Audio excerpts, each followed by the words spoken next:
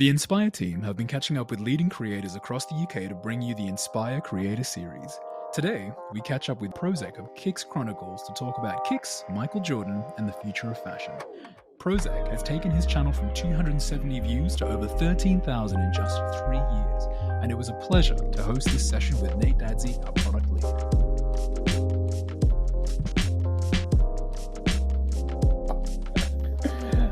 Thank you for jumping on, man. How are you? How's your day been? It's been pretty chill today. Nothing crazy. So yeah, happy to be here, guys. How's your day been? Yeah, good, man. Good. Busy as all heck, man. We've got this startup we're launching. It's a lot, man. It's a lot. It's exciting though. We're actually I'm gonna be changing my Instagram around soon to be documenting everything we do. So like the logic is you don't often find, at least I haven't been able to find like startup Instagrams where you get to see them from like the very beginning, like, you know, cold outreach, building up like awareness, coming up with the graphic design ideas, designing the product, all that. So we kind of like want to document that whole journey from beginning to end. Just also because like there's a lot of stuff that pops up that you don't typically expect, like things like self-doubt. You know, you're kind of like, are we the guys to do this? Like, who are we to, you know, try to come in and, you know, bust up this industry or interrupt this industry, you know? Yeah, I mean, imagine yourself, like when you kind of kicked off, you were also like, you had your questions around like, you know, the direction you were going. And yeah, definitely. I mean, there's always going to be, because ultimately, even if you're coming in with little experience, obviously you probably have reviewed or done some research and seen how other people are doing it, and you're asking yourselves the question, why do they do those things the way that they do those things? And if you're seeing a gap in the market, you're also asking yourself, is this a true gap, or is this something that people have tried and it's not worked? And so there's a reason why what I'm thinking we should do may not actually work. But I've always been of the opinion, man, it's better to do something and learn from that process, regardless of the outcome, than not do it and then think about whether you couldn't, what may or may not have happened, sort of thing. Always just give it a go, man. So I applaud what you guys are doing. I love the idea. So I'm very like entrepreneurial myself, man. Yeah. I love the idea of starting new things and creating something and trying to build it to a place where it can actually sort of like affect and change lives and industries and stuff. So yeah, no, it's definitely a vibe, man. Congratulations. 100%, man. I think for us, like it's interesting because we've been kind of like reflecting on what we've built, right? Like they tell you when you start building a product, what you should do is find a pain point, find something that's like annoying people, right? Because people they'll move if they have like pain. Oh, there he is. I'm back. I was in a blender, guys. Lost you, bro. Lost you. Literally, just like we had you. I just axed out the conversation.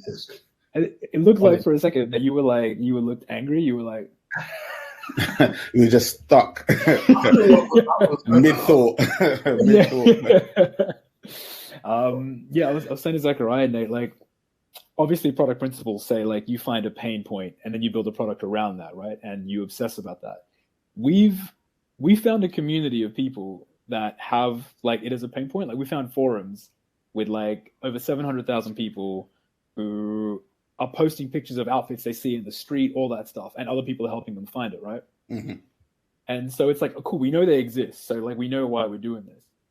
But if you look at like the greater majority, it's not like you're walking down the street and you see a guy in a jacket and you're angry that you can't have that jacket. It's not anger. It's not anger, but like maybe annoying. It's not anger. No, not anger, but like at best it's annoying though, right? But it's so fleeting. You're not like it's gone. It's there and then it's gone. Like, I mean, it depends on the jacket, but I get what you.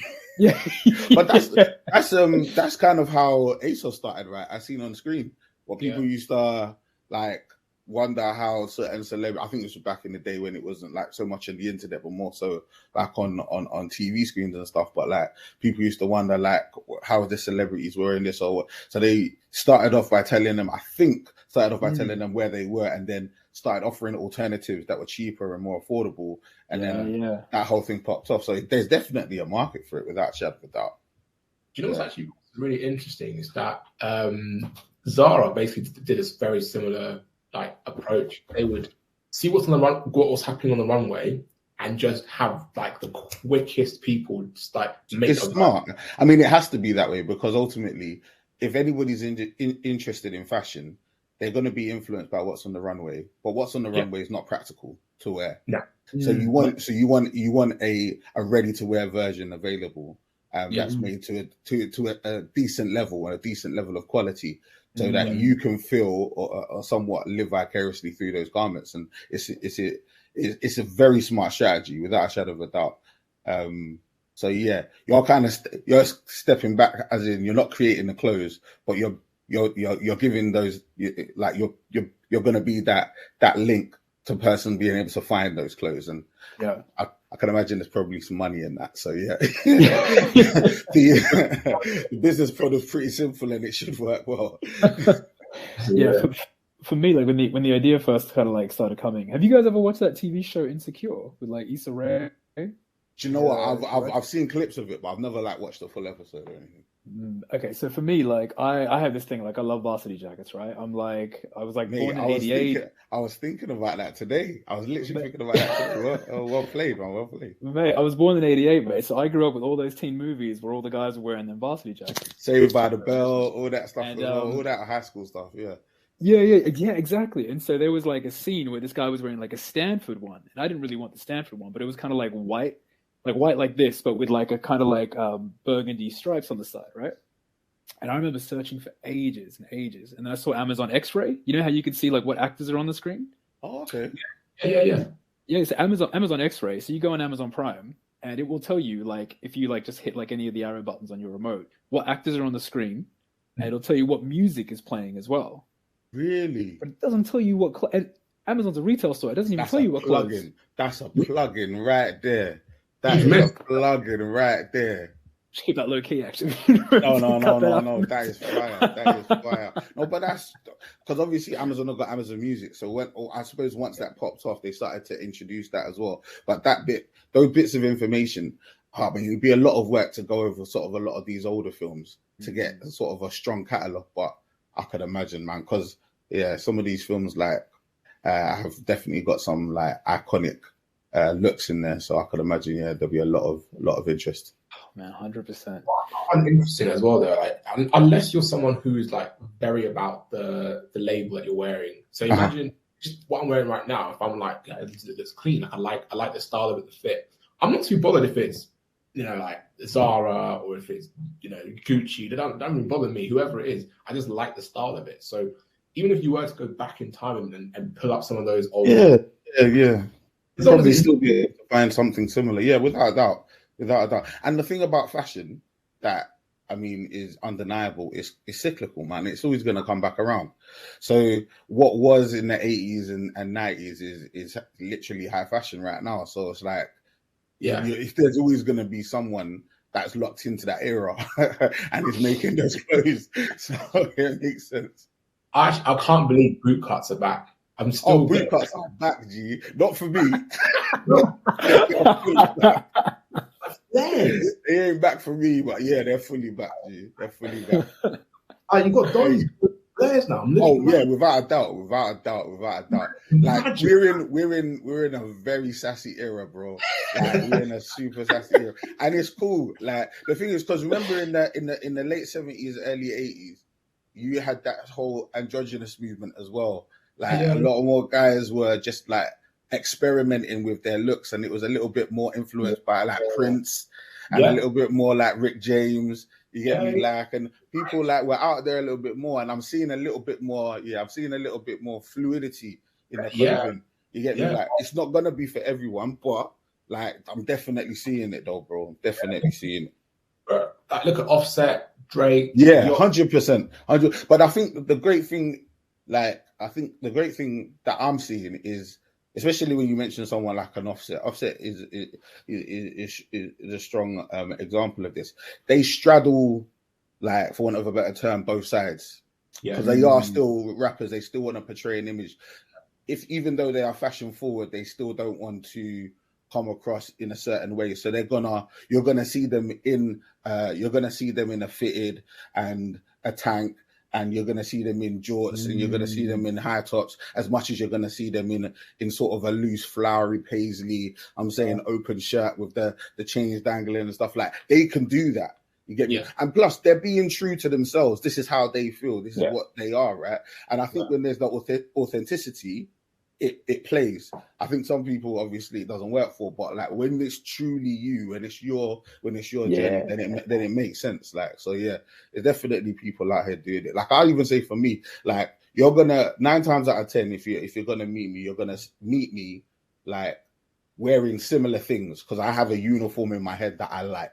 I have certain things that I like, and I just buy those things in various colors. I buy those things in various styles, and I just kind of put those things together because it's less to think about, right? But every so often, a look takes my fancy, and I'll throw that in as well, because I just love how it feels. I just love what that look gives to me in terms of whether it be colors or whether it be textures, whether it be shapes, like wherever that is, I'll throw that in as well. So like one day out of a month or one day out of every couple of weeks, I might wear something that somebody may consider to be like a little bit different. And it's so funny because whenever people buy you clothes, they always focus on that sort of like, they don't focus on the standard stuff that I wear every day. They focus on that one random thing that they saw me wear. And it's like, bro, like my taste with your taste. Like, it was always so funny. Whenever, like, back in the day, my missus is a lot better than this, but back in the day with like older girlfriends and that, they would always buy me these like random like jumpers and like very, very interesting sort of like patterns and I'd be like, nah, this ain't the one. But you always try to play it off or whatever because they've seen me. I love it. Oh, thank you. Yeah, this is it. Like, but they've seen me take those like take a little bit of a chance, especially as a bigger guy. You take a little bit of a chance. You wear something that's not black or navy or grey, like something that's a little bit more out there. You're wearing a pop of color, and they think, oh, this guy's a colorful guy. Let's get him that hot pink or that fluorescent yellow. And I'm like, hold on, like I cultivated my style. Like I put a little bit of, I didn't just go top man and just buy whatever I saw. But it is what it is. At least they tried, man. At least they tried. Oh man. All right, let me do a quick intro and then we'll get back straight into it because I think we're already flowing. So to kick things off, Zachariah ProZECH. Firstly, thank you so much for taking the time to be part of. I guess we're gonna. We haven't even got a name for this. What is it? The Inspire Creators Podcast, episode 2. I guess it'll find its name, man. It will find its name, mate. It will find its name. So Zachariah, thank you so much for joining. First of all, we really appreciate it. We appreciate you taking an interest in the idea as well. For us, it means a lot. All good. It's all good. As mentioned, we are new, and I think one of the things we really want to get into in these sessions is we want to know about you, man. Like, tell us about you. Like, how did we come to be here today? How did you come to have 2.8 thousand people following you to hear what you have to say about sneakers?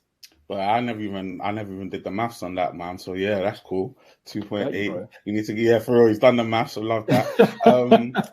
So to be fair, like this whole journey on social media and sort of like putting myself out there with the podcast is really sort of I suppose it's like it's a journey of love. It's a journey of discovery. It's one of those things where as you grow older, you start looking back and you start seeing those little Easter eggs that were part of your life growing up, where you can kind of see where the genesis started. And when I look back, growing up in an African household, especially like one that was so strict, like my mum was amazing, but her focus was 3 things. It was God, education, and food. and I'm down with all of those things, you get me, but kicks was not on the agenda. It was not a priority in my yard at all. So I just had to sort of eat that and just sort of focus on what I could focus on. But obviously as a kid growing up in London, such a thriving scene. I grew up in like the early 90s, so it was like, you get me, like there was a lot of stuff going on, and you're going to school and you're not wearing the right things. Let's say, you get me, people talk to you about yourself in not so glowing terms, and it's a lot. And it's distracting. It's distracting when you're trying to get your education on, and people are gunning you about your kicks or what you're wearing. It's not conducive to a positive learning experience. So I put that forward to my mum, and I said, we need to get my kicks up because this is getting distracting. But ultimately, when I was younger, I really aspired to have these things. I really wanted to sort of indulge in these things, but I knew I didn't have the finances. But I sort of loved them from afar, and that's really where it started. So from what you're saying, it sounds like I'm picturing you like going to school, you know, and you're there with your peers and your colleagues, and you started hearing things about kicks specifically. People were commenting to you about your kicks. Oh, 100%. 100%. What were they telling you? I grew up in Southeast London. People will not hold back. If you're wearing bad shoes, yeah, right? If you're wearing I'm just going to say bad shoes. I'm not going to say what they would have called them. But if you're not wearing the latest kicks, you're not wearing like even the respectable ones, even if they're not the latest ones. When I say the latest ones, like at that time, it might have been like Air Max 95s, 97s. It could have been like an Air Max 1 or Air Force 1, right? Or a Reebok Classic. If you're not wearing something with a brand attached to it, right?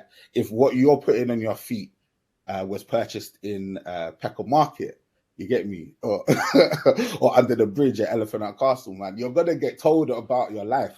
You get me? That's just how it goes, right? For better or worse, life is how it, and I'm saying that's how it goes, isn't it?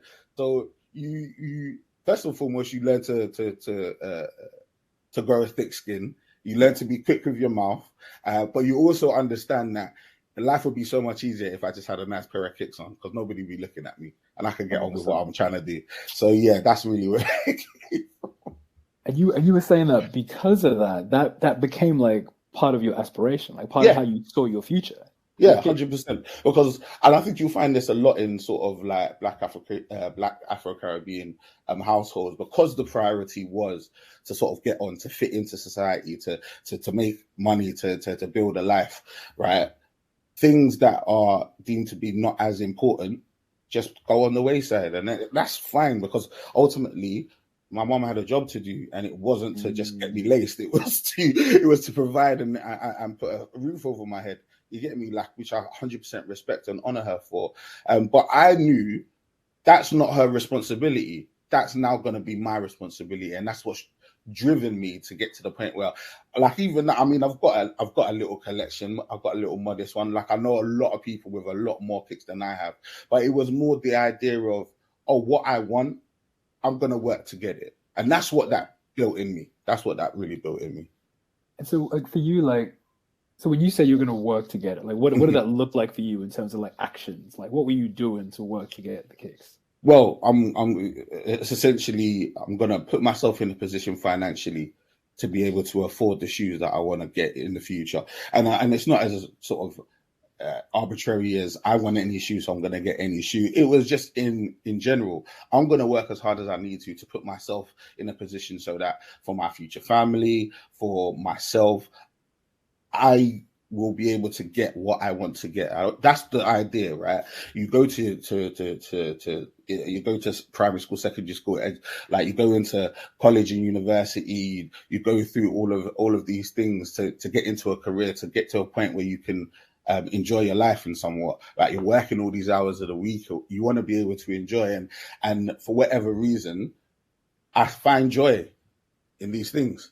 So where there is an opportunity in this life where there's so much negativity, so many things happening left and right, every day you turn on your computer and there's like another thing that's happening. It's like wherever you can find joy, like, I think it's a good thing. And also with reason, obviously everything with balance and stuff. But like, if there's a place that you can go to find joy, if there's a thing that you can collect that gives you joy, I'm all for it, man. Do your thing, innit? So I find my joy in kicks. I wish it was a little bit cheaper.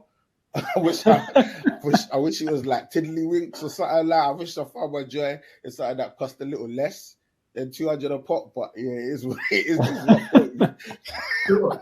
Interesting thing as well about shoes is that it's not just a case of, oh, I've got the money, I can go and buy them now. It's a status thing. Like, you almost you have to put yourself into positions in society even to be able to even like have access to these things. So yeah, man, the whole kick, the whole sort of sneaker industry, the sneaker community. It's a really interesting, and some from the outside might say it's even a bit of a weird place, because for most people, you'll just like a jumper, you'll like a jacket, you'll go to that store, you'll go on that website, you'll purchase the jacket. It's so simple, right? That sounds like a cool buying experience. You get me? Whereas for us, for whatever reason, I don't know whose idea this was, they decided that for a lot of these really cool shoes that a lot of us want, put them in a raffle. Bro, it's Hunger Games. Don't just let people buy it. Put it in a raffle. Put it in a raffle. Let them essentially fight over it. Fight over the right to give you their money, right, to buy the thing that they wanted to buy in the first place. So it is a bit interesting from the outside looking in, but yeah, this is the life we chose, as they say. and so, like, for you, man, like, maybe if we do like a round robin, like, what was the first pair of kicks that you got? Like, that, you know what I mean? Like, you open up the box, like, it's glowing on the inside. Yeah. These were literally glowing as well, because the first pair of kicks that my mom bought for me after years of like pressure, constant unwavering pressure from me, like she bought me a pair of Reebok Classics. And Reebok Classics, I'm talking about the classic leather Reebok Classics. With that lip design, it was. I grew up in Southeast London, Bermondsey to be exact, and they rained on the roads. It was that shoe. They had various different forms. There was a Club C, there was a workout, but the one that I vibed with the most was the classic leather. She got me a white and gold pair. So when you said glowing, it was the proper term, because yeah, it definitely wouldn't have been my choice. I think she just got the pair she liked. That's so sweet. Yeah. Respectfully, she did her thing, but you know what it was? It was like at that point, I was so happy to see that Reebok and that Union Jack on the side, and to just see that silhouette and smell that leather. I was over the moon, and it didn't mean anything that they were gold. It was just another story to tell. It was another wrinkle to my potential villain arc in it. So it was all good, man. I just like, you know what? I love stories. I love a thing. Let's make it as part of the movie, man. Let's keep it moving. Oh, dude, 100%. And there are layers to those. Like, so I got my first pair of Reebok Classics maybe like 3 years ago.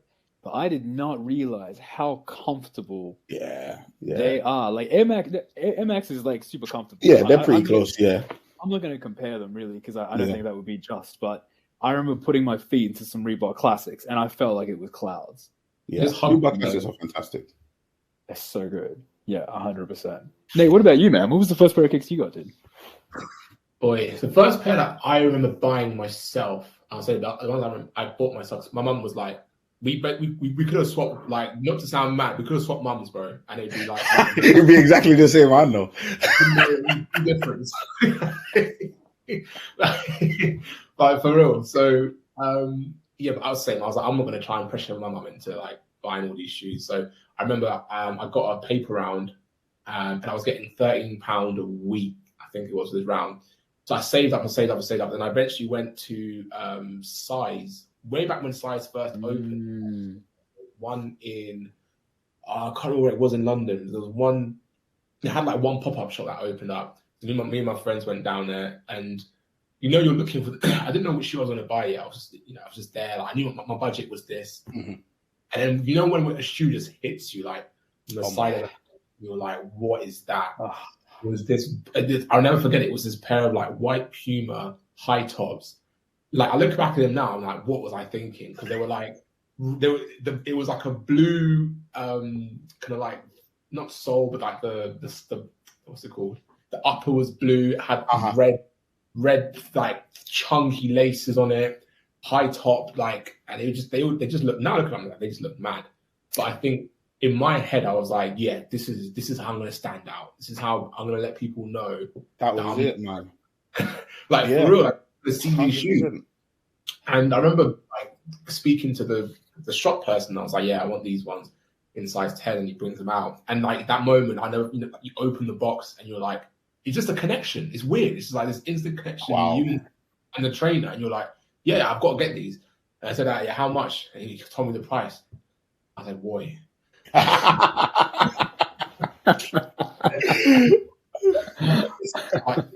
But I really want I'm like speaking to the guy like it's me, like a mirror of me, being like, no, I've got to buy the shoes though, but the price is a bit. Can you do anything about the price? And he's like, no, I just work here, bro. Like, for real. So I had to speak to my boys. I was like, look, everyone, just give me a quick £10, and I'll pay you back in a couple of weeks. I love it. That's so sweet. I love it. Like, yeah, cool, we'll sponsor you. So they literally like grouped together to buy me these. You crowdfunded your first pair of kicks. In the moment, just has I have to get them. But they were all the same as me. Like they just got it. They were like, yeah. We hear it. Like we know you got to get these. So yeah, that's so nice though, man. I mean, that just goes to show cool. like people get it. You know, like people get it. Cool. They know what the kicks mean. You know what I mean? If I was there, I definitely would have invested. 100%. 100%. I would have definitely invested. I know what it means. I really understand what it means. Because for some people looking in, and I'm sure there are different versions of this for different people. Maybe it's like bags or cars or something else.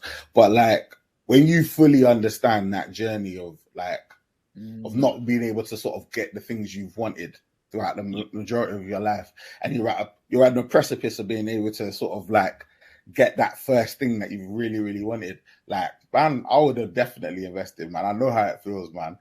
There's no one that's gonna stand in your way. You would have gone out and busked. You would have done whatever it was necessary to get that money to get those shoes, and I would have done exactly the same thing, man. So yeah, I'm not mad at it. It's crazy. It's crazy how like fashion.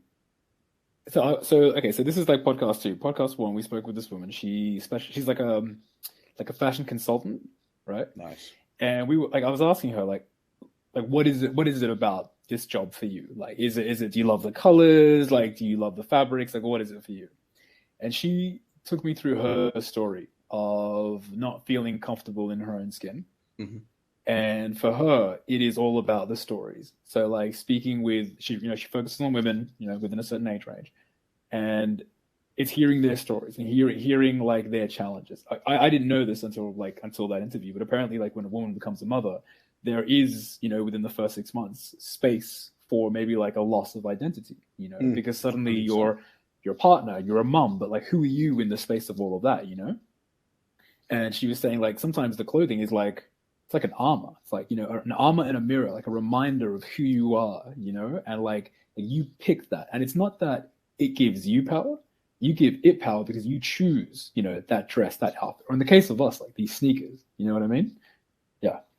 So I get deep about this. I love this stuff. No. I think what you said is absolutely correct. I mean, even just arcing back to the idea of like the stories and understanding people's reasons and their whys and what it gives to people. Like obviously I talk to people about their love of kicks. I talk to people about how that journey started, and sort of we go through these conversations understanding that for some people it's similar to myself, where they sort of struggled and tried their hardest, and it built in them that sort of hunger to want to do more and get more, right? For other people, they had what they wanted when they were growing up, but they didn't know the stories, they didn't know the history behind the shoes. So it was upon discovering the stories about Jordan and about these different brands, that hunger and that desire was awoken, and all of them are valid. All of them are valid, regardless of how the story starts or when it starts. All of these stories are valid. So however you get to the point where you are, it's 100% the way it was meant to be. So I completely get where she's coming from, man. And when it gets you, it gets you. Like, so when you get into your first pair of Jordans, it's like, oh, okay, cool. Yeah. But then when you get the second pair of Jordans, it's like, oh no, it's about to start. And then you start seeing colorways, and then you can't stop, and then you're just like, yeah. I'm a bit different when it comes to these things because I'm a little older. My approach is fairly pragmatic. Like I really don't just go and buy everything. Right. I don't have anything to prove in terms of I don't need to buy everything to show everybody I'm a sneakerhead or I enjoy sneakers. Yeah. That's not a smart equation for me. That doesn't make any sense. Because I don't need anyone's approval, and I'm not asking for anyone's opinion in terms of what I think I am or who I want to be. My love for this is so pure and so like from my beginning that it just is part of me, right? And that means I can decide to like something or not, right? And I think a lot of people within the sneaker culture, unfortunately, over the years, have found themselves in like difficult positions financially along other things, because they end up buying a million of the same shoe in various different colorways when there's no story behind the shoe. There's no connection. I'm about connections, not collections. I am connected to each one of these shoes. Every single one of the shoes that I've curated, I have designed fits in my head. I have researched the shoe. I have a relationship with the shoe before I buy the shoe. So it goes far beyond just being a collector. I think being a collector, like, is a blanket term that people use for when people have a lot of things, right? I don't put myself in that category. I just call myself an enthusiast, someone that enjoys and is passionate about kicks. And because of that, I've gone down this journey, because along with the shoes themselves, I love the stories. I love that story. And whenever I speak to somebody about that journey, that sort of that kick journey of how they got to where they got to and found that love, every single one of them is like so unique, so different. And I'm like, I just find myself falling in love with the story every single time. I'm super nostalgic and romantic when it comes to these things. Like, it's very deep to me. So I get where you're coming from, Diego, when you're talking about these things, because like that was the whole reason why I started the podcast. I used to be a journalist, so like trying to understand like storytelling is super important to me. Studied marketing in university, so how brands communicate to their tribe is super important to me. All of these things have sort of come together in my mind to form this podcast, and that is the reason why I feel like that's my lane. Like, and I'm sure there's other people doing other things, and all power to you, man. But like, this is what I love, and this is what I enjoy, and that's the reason why. Yeah, I've been a 2.8. Yeah, we'll get that number up soon, Chuck. Just the beginning, man. It's just the beginning. Just the beginning, man. But I love it. Even if that number was, I'm saying 0.28, it wouldn't make a difference to me. No, you can't change how you feel about the thing. You can't change, and the thing is, feed off the passion for what you do. I think as long as you do it in an authentic way, I think that's what's great. That's what's so like incredible about sneakers, is that they don't just, I mean, most of the time they don't just land. You don't just like create a shoe or a brand. This is graft. Like, this is hard. It's a build up. Strong. This is a cool, like, it's like, if you actually look at the story of the Jordan, even it was treacherous. Like, it wasn't just like, oh yeah, launch, hope, and we know that Jordan's going to be this mega billion star. No, he was just a guy. People forget Jordan was just any athlete. They just put them. They just said, "No, we're going to go all in on you," and everyone was like mad. They're like, "No, we believe in this, bro." People just think it's like, yeah, Jordan's. It's all, it's all vibes now. No, it really wasn't at the start. It was hard. Did you guys see the movie? Did you guys watch Air, by the way? Yeah, I watched it. It's like it's not like completely accurate, because it has to be for theatrical reasons. But like the story is told in a sort of thoughtful way, which I appreciated, because it's such an important part of culture, in my opinion, massively important part of culture. Like, sometimes people downplay certain things, like maybe this guy having a shoe isn't as important as, like, I don't know, like world peace or something like that. Like all of these other like really, really important subjects that are also important. Like, but like, you don't know the thousands and thousands of lives that have benefited from the creation of the Jordan brand. Yeah. Maybe we'll never understand, right? People look at him and they think, you know what, this guy 6-time champion, like, I think last time Forbes counted, I think it's 3 billion last count. Like I'm saying, one of the foremost black billionaires in the world, one of the only black billionaires in the world. Like we look at him and we think, oh, okay, he's the one that's benefited the most, but there are hundreds of people underneath in that brand that have families that have benefited from that chance that Phil Knight and those guys took on that young man from North Carolina. So it is what it is, man. Like he did his thing, but many people have benefited from it. And apart from the people that have directly benefited from it, there are people like us that like vicariously benefit as well, because we have the shoes. And we've got YouTube and we've got the film, and we can see what this guy did, and we can be influenced by his success and want to buy those shoes as a result of it as well. And just hear about those stories and be inspired by those stories and want to win and want to wear those things to get that feeling to want to win. You understand? Like, so yeah, man, it's a real interesting thing. The film was decent. The Last Dance was also decent. I was about to go there. Do you know what? I preferred The Last Dance, to be fair. That was real MJ.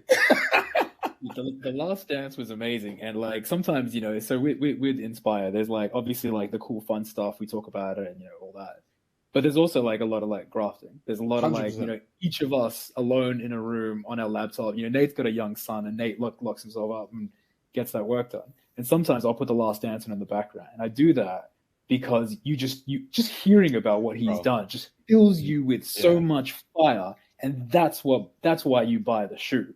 You know, because you tap into something in you that knows that if you really pushed, you could be more, you know, than you even dreamed of. And oh man, I hope Jordan hears this. I definitely. It'd be great if you heard this. Yeah, but you're absolutely right, though. You're absolutely right, man. There's something to be said. Like, I mean, for all his faults, the guy was an absolute work horse. Like, he just never stopped. Even on the most basic level of these shoes are not comfortable. Yeah, these shoes are not comfortable. Like, these shoes were designed in the 80s where the comfort technology was significantly limited. We've come on leaps and bounds in terms of comfort technology since the 80s, right? But we fell in love with these silhouettes, so there's only so much you could do to make these shoes more comfortable. This guy was dropping 60 in these kicks, bro. Yeah, he was actually using them for athletic endeavors, bro. I can only walk for like 2 hours in these shoes. Jordan's on? Nah, I'm gonna put the 90s on.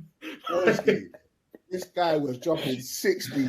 He was clamping down their best scorer. He was dropping 60, and he was playing the whole game. And I'm like, bro, I can barely make 2 hours, and I don't even matter what the silhouette is. Jordan's, yeah, man, they need some help with the comfort, but it is what it is, man. We love the silhouette. It's not the comfort. We don't think about the comfort. We just gotta get through it. 100%. I find when I buy a pair of Jordans, I'll go straight to Boots and I'll buy those little like. You need to get them orthopedic. On the back of and the back of, like around your heel. You're like, I don't want to get cut while I'm walking. Bro, yeah, this guy was like, I remember him even talking about it when he was wearing it during the Last Dance, and he was like, he like.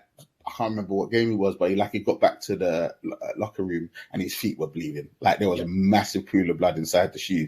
Like I think it was like the first or the second time that he'd used the shoe, and I was like, bro, that's dedication, bro. And it never stopped, bro. He came out, he still put it on them the second half as well. So like it's just one of them things, man. And it's that desire, and I completely agree, Diego, man.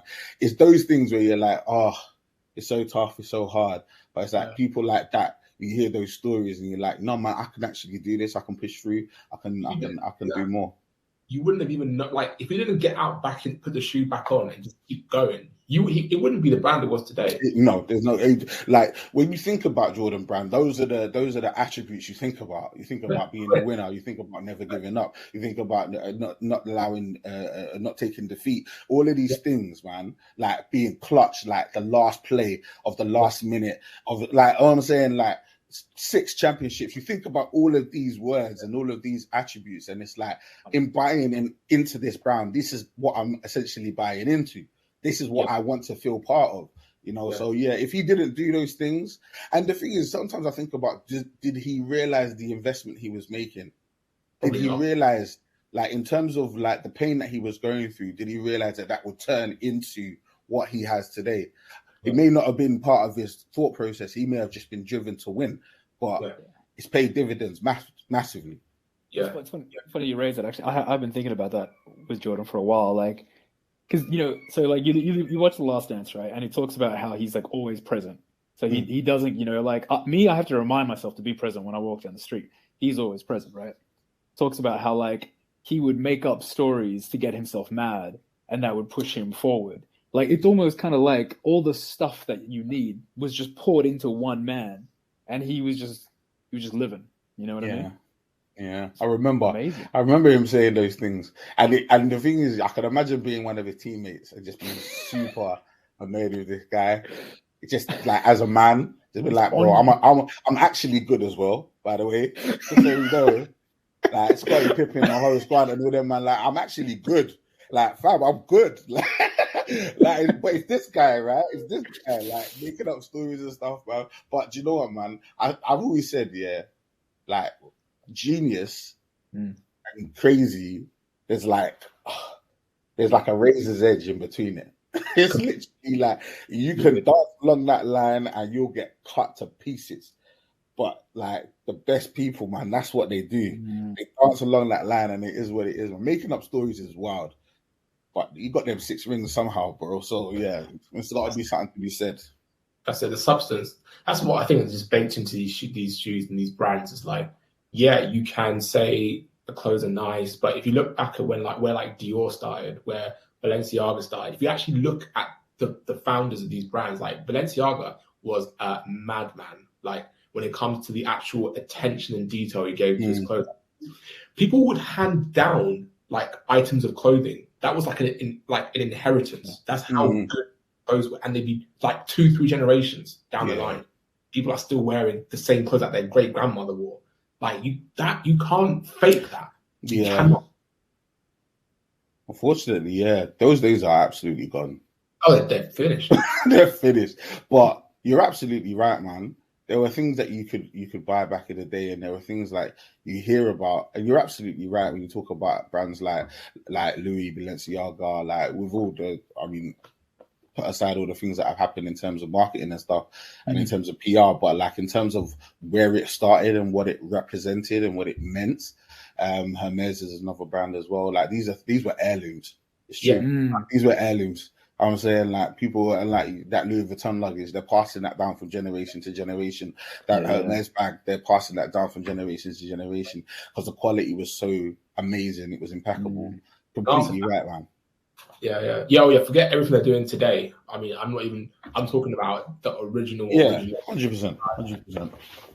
Quick question for you guys on that. Oh, sorry, Nick. Finish. I was saying that's the problem. When it gets handed down and it gets watered down, and people forget that this was what it's about. All of it. Like, you get money, and then people take their eye off the ball, kind of thing. It takes a very special personal group or brand that people care about to actually last and to not diminish over time. I think there's a natural diminishing. But brands, like, I don't know what's going to happen. Like, God forbid, one day Jordan's not going to be here anymore. Like, what's going to look like? What world is that? When the pinnacle or the reason why you even get the shoe isn't there anymore. How does that translate? How does that legacy keep pushing forward? That's a whole different. Sorry, Jay. Yeah. No, I mean, you bring up a good point. Like, what is out there now that has that much, soul to it? Like, Apple devices, love Apple, great. Yeah. It doesn't have that. It doesn't have that thing that would make you want to. So for me, for example, like, I've got a couple of varsity jackets. I take good care of them. I would like it if my kids liked them one day. It would mean a lot to me as like a grandfather if like some things I have now got passed down. But there's not many. At least right now, I can't think of like any brands where you want to pass something down. Yeah, and unfortunately, like with a lot of these shoes, because of how they're made, Exactly. They can't really get passed down, unfortunately. Like, I'm sure you guys may have seen the videos online where, like, essentially, the sole of some of these shoes are just turned to cake over time. Yeah.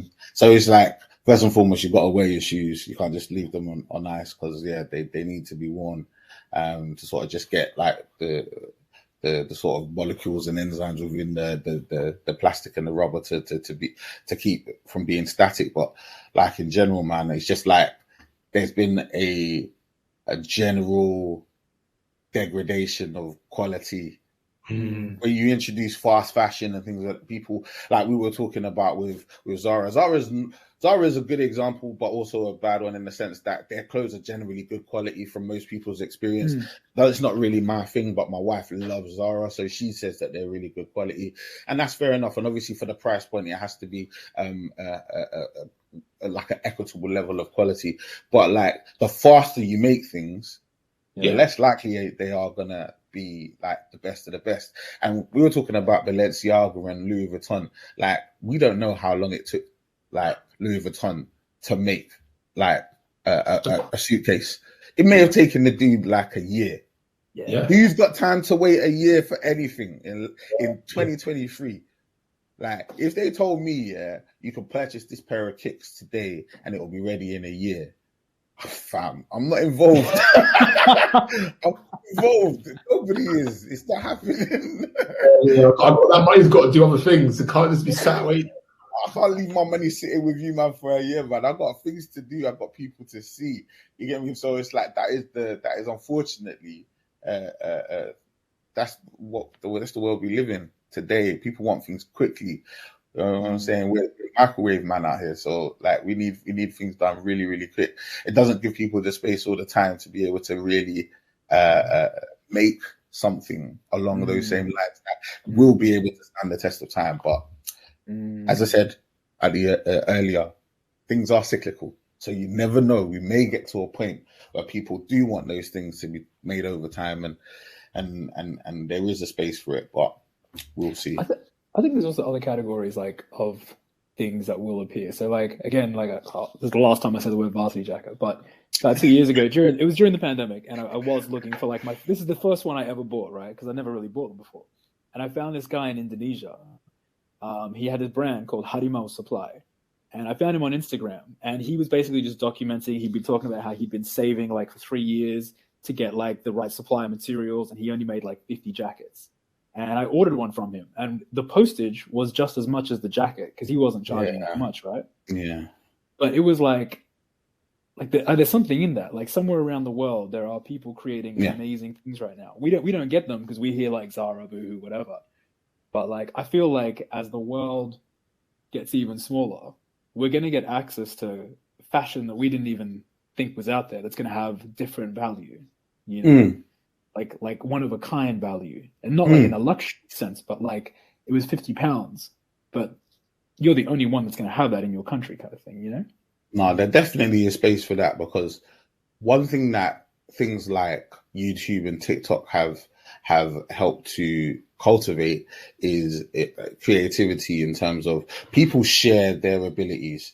And I know when I met my wife, she used to have like really, really amazing hair. She still does, but she used to do it herself. And I'd be like, how are you getting the time or like the finance to be able to like do all of these different sort of like really nice hairstyles or whatever? She was like, I just learned it from YouTube. And I can imagine there are people around the world that have always wanted to have the understanding on how to make a garment or make a pair of shoes. And because, like you said, the world is so much smaller now, that information is available. You get me? So people in far-flung parts of the world have access to this information. They also may have the time, they may have access to the materials to be able to produce it. And yeah, man, I'm similar to you, man. I give that stuff an opportunity. I give it a go. I've spoken to some designers and creators that are not part of the sort of bigger brands, and they're out there creating. They're out there making a way for themselves, and like it's so hard when you're a sort of an unknown in a field where most people only talk about Nike and Adidas and these bigger brands. It's so hard to get your name out there. But when people do, and the clothes, or sorry, not the clothes, but the shoes, then are made to a high quality, that does translate. There are brands that are doing their thing out there. So yeah, I definitely agree with what you said, man.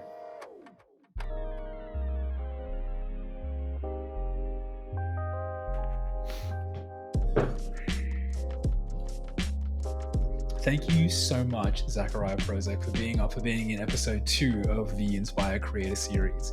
This is our very first time creating a podcast, launching it, and also working with creators. As to quickly recap, we're a bootstrap startup. We're starting completely from zero, and we've been so lucky that some creators have wanted to join us on our journey and help us by jumping on a call with us, answering some questions, telling us about them, and really being part of everything that we're trying to build here. So if you like what you saw today, please feel free to comment below. This is our very first time, so if you have suggestions around questions, formatting, you want to give us any advice as well, please feel free to put that in the comments below as well. We'd really appreciate it. And yeah, if you think this is a journey you'd like to be a part of, please feel free to hit subscribe. So wishing you the very best, and we'll get to work on episode 3.